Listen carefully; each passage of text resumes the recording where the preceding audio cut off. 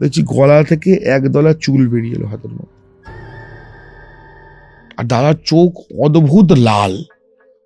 এমন পর্যায়ে চলে গেল, 2 দিন পরে আমি বউকে ফোন করে, নিজে থেকে ফোন করছি, অমুক বাড়ি আসবি কিনা বল, হ্যাঁ তোকে জানে বেরো দেবো। সব হ্যাঁ, আমি করছি এটা আমি বিশ্বাস করতে পারছি না। বলছে আমি পাগল হয়ে যাচ্ছি, আমার ঘুম আসছে না, আমি প্রত্যেক রাতে ঘুমাচ্ছি, চোখ বন্ধ করে পড়েছি, আমি বুঝতে পারছি যে আমার ঘুম হচ্ছে না। আমি ডাক্তারের কাছে গেলাম যে আমার কি রোগ আছে, আমার শরীরের সমস্যাটা কি। ডাক্তার দেখিয়েছি, আপনি বললেন সেদিন যে ডাক্তার দেখান, আমি ডাক্তার দেখিয়েছি দাদা, ডাক্তার দেখিয়ে আমার কিচ্ছু হয়নি।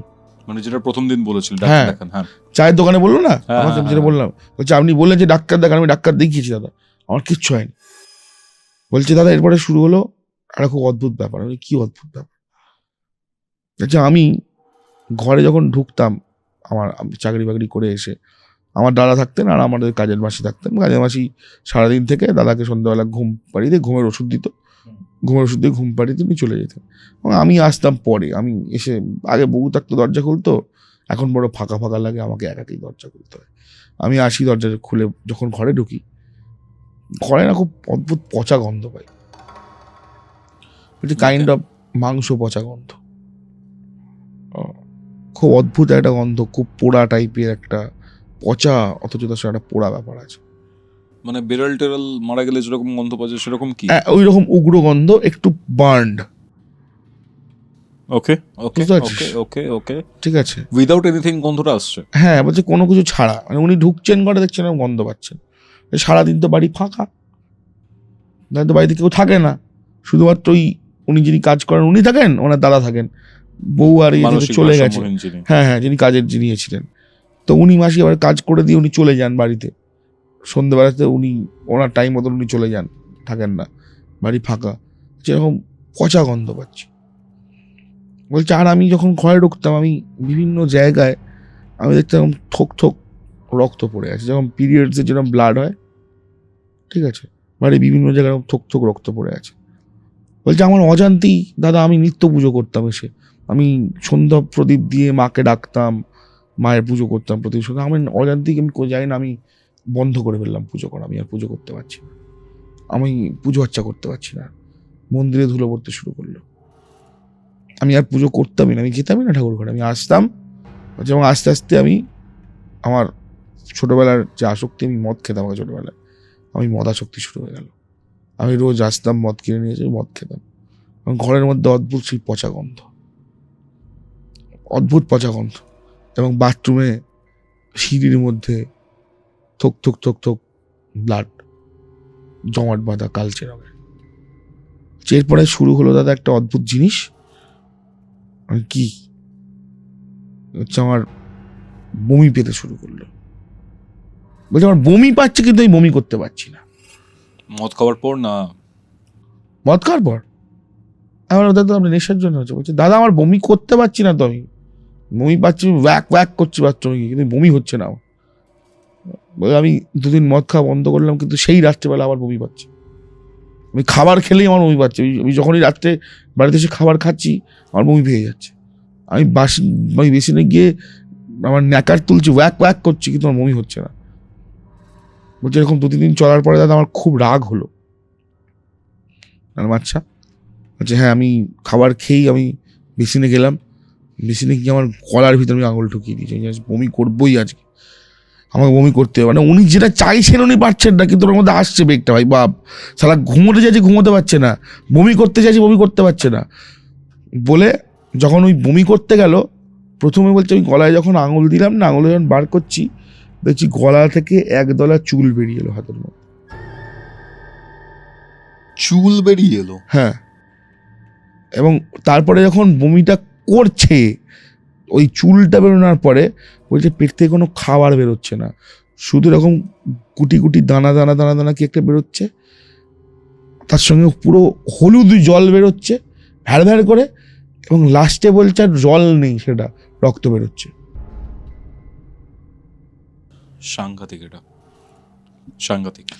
মানে জলটা মানে কি, যেমন লসিকা প্রভাব আমাদের যেমন থাকে না, ভিতর থেকে খাবারের সাথে মিশে কি বলছে হলুদ রঙের খড়দোয়া টাইপের জল, যেমন মানুষের পাতলা পায়খানা হলে যেরকম হয়, বলছে ওই রকম প্রচণ্ড দুর্গন্ধ, বলছে মনে হচ্ছে আমি হয়তো পায়খানা খেয়ে ফেলেছি হয়তো কোনোভাবে, ওই রকম দুর্গন্ধ, প্রচণ্ড দুর্গন্ধ, গুটি গুটি গুটি গুটি কিসব পড়ছে, এবং পড়তে পড়তে লাস্টে এবারে ব্লাড বেরোচ্ছে। এবার তুই ভাব ভাই, যে বমি যখন করছে তার সঙ্গে যখন রক্ত দেখছে, এটা তার কতটা মানে ভয় লাগার বিষয়, সাইকোলজিক্যাল ইম্প্যাক্ট প্রচুর। হ্যাঁ। এবং ও বলছে তারপরের দিনই ডাক্তারখানায় গেছে আবার, ডাক্তারবাবু আমি না এরকম বমি করেছি, আমার গলা থেকে চুল বেরিয়েছে, ও চুলটা নিয়েও গেছে সঙ্গে করে। বলছে আমি নিয়ে গেছি দাদা, প্রমাণ দেওয়ার জন্য আমি নিয়ে গেছি, আমার গলা থেকে চুল কেন বেরোলো, আমার তো থাকার কথা নয়। ডাক্তার বলছে ধর এরকম হয় নাকি, বলছে এরকম তো দেখিনি কখনো। আর চুল থাকলেও ডাইজেস্ট হয়ে যাবে। হ্যাঁ, এরকম তো গলা দিয়ে বেরোলো। বলছে আমি বমি করতে চাইছিলাম, বেরোলো না, আমি গলায় আঙুল দিতেই চুল বেরিয়ে এলো। বলছে এরকম, আর এই রক্ত হয়েছে। ডাক্তার নর্মালি কিছু বমি বন্ধ করা ওষুধ দিয়ে বাড়ি পাঠিয়ে দিয়েছে। হ্যাঁ, কিছু নর্মাল বলেছে তুমি এগুলো খেয়ে শোবে।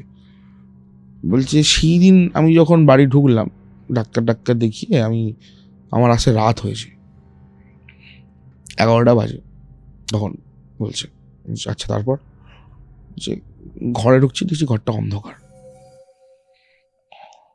ঘরটা পুরোপুরি অন্ধকার। যে হয়তো আমার মাসির উপর রাগ হলো কি, মানে কোনো আলো জ্বালিয়ে যায়নি।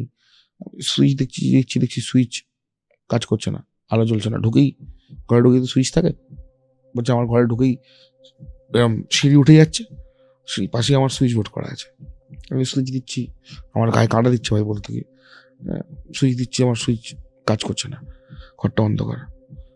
আর আমি ভাবলাম কি হলো, আমি মোবাইলের ফ্ল্যাশ চালাতে যাচ্ছি, দেখছি মোবাইল আমার চার্জ নেই। কোনোভাবে আস্তে আস্তে আমি ঢুকে আমার ঘরের দিকে যাচ্ছি, আমি হয়তো ভাবলাম হয়তো কোনো এমসিবিতে প্রবলেম হচ্ছে কিনা, আমি দেখবো একবার। আমি যেতেও আমার ঘরের দরজা আমার দাদার ঘরের দরজা পাশাপাশি।